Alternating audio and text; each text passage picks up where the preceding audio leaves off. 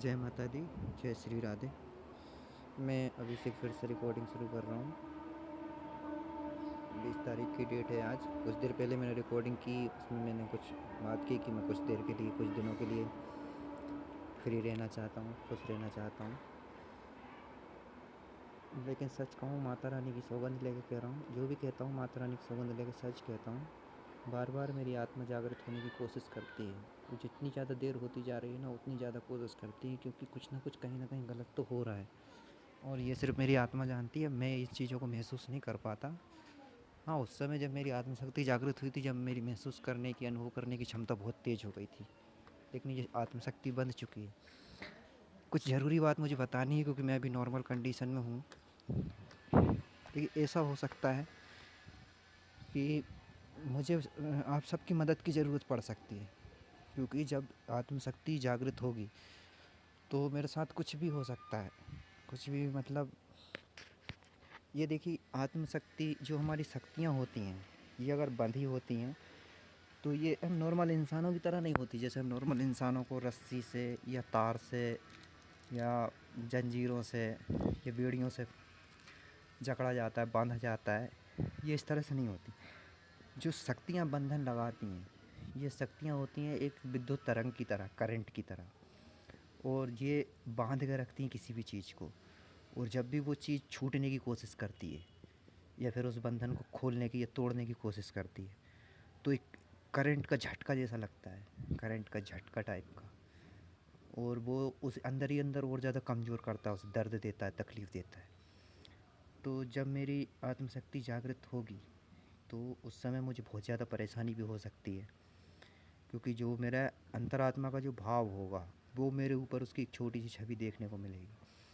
मतलब इतनी ज़्यादा तकलीफ़ मुझे हो सकती है कि जैसे मानो मेरे शरीर पे कोई कोई कोई मतलब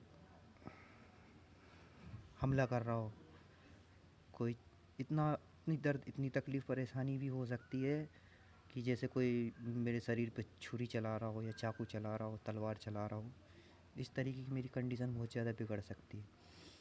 तो यदि ऐसी कंडीशन मेरे साथ आ जाती है तो मुझे डॉक्टर के पास लेके जाने की ज़रूरत नहीं है। हाँ, यदि मैं भूखा हूँ, कमज़ोर हूँ या मुझे कहीं चोट लगी है शरीर पे, तो उस कंडीशन में डॉक्टर मेरी मदद कर सकते हैं। लेकिन यदि मैं कहीं गिरा पड़ा हूँ या बहुत कमज़ोर लग रहा हूँ, मेरे मुंह से आवाज़ नहीं निकल रही है, या फिर मैं बंधा हुआ महसूस कर रहा हूँ, या फिर मतलब कुछ अजीब तरीके की हरकतें कर रहा हूँ, जैसे कि कोई भूत प्रेत लगा हो या कोई शक्ति हावी हुई, तो कोई भूत प्रेत मुझ पर कुछ हावी नहीं हो सकता। क्योंकि मेरे पास, मैं माँ का सुरक्षा कवच हर कभी सुनते रहता हूँ। मुझे कभी भूत प्रेत कोई परेशान नहीं कर सकते। मुझ पर जो प्रभाव होता है वो सिर्फ मेरी आत्मा का ही होता है।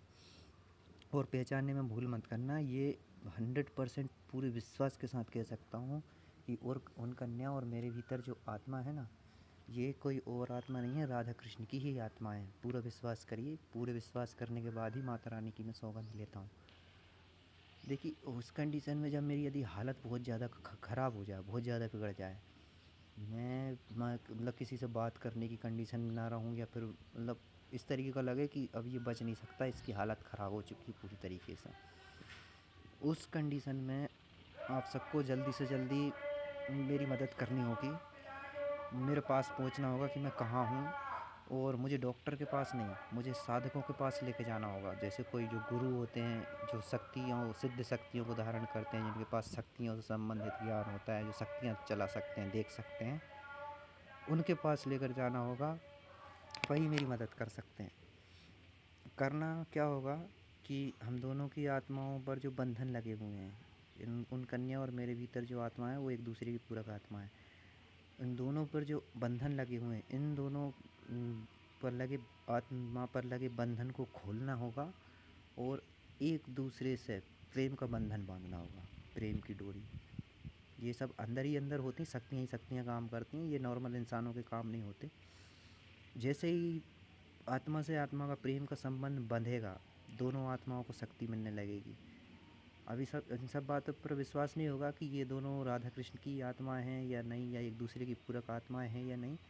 जब ये बंधन बंधेगा ना, उसके देखते ही देखते कुछ दिनों बाद सबको समझ में आने लगेगा। सबसे ज़्यादा तेज़ी से असर मुझ पे होता है, उन कन्या के ऊपर कितना होता है या नहीं, ये मुझे नहीं पता, क्योंकि मैं उन समय उनके पास नहीं था जब मेरे साथ ये सब हुआ था, और मेरी उनसे बात भी नहीं होती थी कि उनके साथ क्या हो रहा है क्या नहीं। और सबका तेज़ी से असर मुझ पे होता है। मेरे बात करने के तौर तरीके, बातचीत, शायद मेरे रंग रूप, मेरे हाव भाव, सब चीज़, हर चीज़ बदलने लगती है, बहुत तेज़ी से बदलने लगती है। मतलब एक एनर्जी मिलने लगती है जैसे ही बंधन खुलते हैं, और जैसे ही आत्मा से आत्मा का कनेक्शन, शक्तियाँ एक होती हैं, ताकत मुझे अंदर से मिलने लगती है।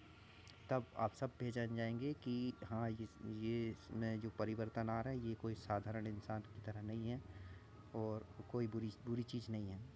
सबको विश्वास हो जाएगा। और यदि विश्वास ना हो तो कुछ दिनों बाद ट्राई करके देख लेना, और यदि गलत लगता है तो फिर उस बंधन को काटा भी जा सकता है। ऐसा नहीं है कि यदि प्रेम का बंधन एक बार बंध गया तो उसे काटा नहीं जा सकता, वो कट भी जाता है, वो सब साधक कर लेते हैं। और देखिए, मन में बहुत से सवाल उठेंगे कि ये करना ज़रूरी है या नहीं। तो अधूरा ज्ञान हमेशा मनुष्य को गलत रास्ते पे लेके जाता है। पूरा ज्ञान सिर्फ मुझे मिला है, और ये काम करना बहुत ज़रूरी है, और करना ही है। और करना इतना सरल नहीं है, इसमें बहुत रिस्क है इसमें। और इसको बहुत से लोग ये भी सोचेंगे कि मैं सिर्फ इस अपने स्वार्थ के लिए या अपनी भलाई के लिए, या फिर उन कन्या के स्वार्थ के लिए, उन बहन की भलाई के लिए कुछ कर रहा हूँ। माता रानी की सौगंध दे के कह रहा हूँ, इसमें ना मेरा कोई स्वार्थ है, ना उन कन्या का कोई स्वार्थ है। किसी भी प्रकार का किसी का कोई स्वार्थ नहीं है। ये जो काम हो रहा है, ये काम होना बहुत ज़रूरी है, समय रहते होना बहुत ज़रूरी है। और इसमें हम दोनों का कोई स्वार्थ नहीं है, ना मेरा कोई स्वार्थ है। जो काम हो रहा है सबकी हित और सबकी भलाई के लिए हो रहा है, क्योंकि कुछ ऐसी सच्चाई, वैसे भेद मेरे सामने खुले हैं कि यदि ये दोनों आत्माएं इस बार एक नहीं हो पाई तो ये आने वाले समय के लिए सही नहीं हो पाएगा, और शायद ये फिर दोबारा इस धरती पर ना आ पाएँ। और तीसरी चीज़ कि यदि किसी इंसान को ऐसा लग रहा है कि मेरे अंदर कान्हा जी की आत्मा है, इसलिए मैं इस आत्मा को जागृत करके भगवान की उपाधि को दर्जा लेना चाहता हूँ, तो देखिए, माता रानी की सौगंध, मेरा ऐसा कोई भी उद्देश्य नहीं है, ना ही मेरे मन में इस प्रकार के कोई दुर्विचार हैं। मैं बिल्कुल नहीं चाहता। मैं तो ये तक कहने के लिए तैयार हूँ कि यदि किसी को ऐसा लगता है कि मैं अपने स्वार्थ के लिए या फिर अपनी भलाई के लिए सब कर रहा हूँ, तो माता रानी की सौगंध लेकर कह रहा हूँ कि यदि कोई ऐसे साधक मुझे मिल जाए, कोई ऐसे गुरु जो एक शरीर से दूसरे शरीर में आत्मा और शक्तियाँ को एक से दूसरे शरीर में ट्रांसफ़र कर सकें, तो मैं उसके लिए भी तैयार हूँ।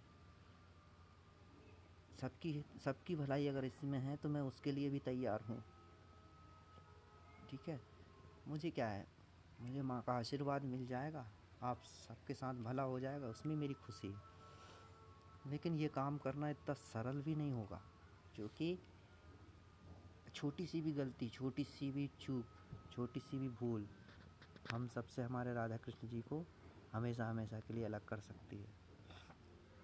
और यदि मेरी या उन कन्या के शरीर से आत्मा निकल गई, और एक बार शरीर से आत्मा निकल गई तो फिर दोबारा तो असंभव हो जाएगा कि फिर ये दोबारा किसी शरीर में प्रवेश कर पाए या ना कर पाए।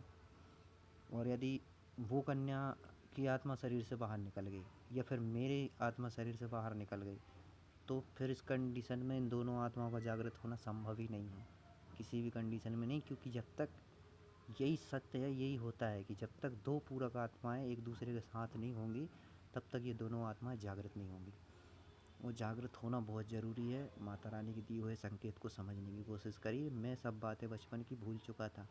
यदि उस माँ की इच्छा ना होती तो ना तो वो मुझे बचपन की बातें याद आती और ना ही वो कन्या मुझे मिलती। और भी क्यों ज़रूरी है, और भी सब बातें मैं आगे की रिकॉर्डिंग में बताऊँगा। फ़िलहाल के लिए इतना ही बता रहा हूँ कि यदि ऐसी मेरी कंडीशन हो जाए कि बहुत ज़्यादा ख़राब हो जाए, तो मुझे डॉक्टर से ज़्यादा साधकों के पास लेके जाने की ज़रूरत है। वो कुछ सात्विक शक्तियाँ मुझ पे ऐसी चलाएंगे जिससे मेरा दुख, मेरा दर्द थोड़ा कम होगा। मुझ पे जो बंधन है उसका असर कम होगा। वो संभाल तो सकते हैं, लेकिन वो पूरी तरीके से नहीं संभलेगा। और ये जागृत तभी होंगी जब एक दूसरे से कनेक्टेड होंगी, दोनों की शक्तियाँ एक होंगी। और भी देखिए, अब कहने को बहुत सारी बातें हैं, किसी भी प्रकार की नकारात्मक या दुर्विचार अपने मन में मत लाइएगा। माता रानी की सौगंध लेके कह रहा हूँ, इसमें मेरा कोई स्वार्थ नहीं है, मेरा कोई स्वार्थ नहीं है। जो भी कर रहा हूँ सबकी अच्छाई और सबकी भलाई के लिए कर रहा हूँ, और ये करना ज़रूरी है, क्योंकि इसी में सबकी भलाई है। जय माता दी, जय श्री राधे।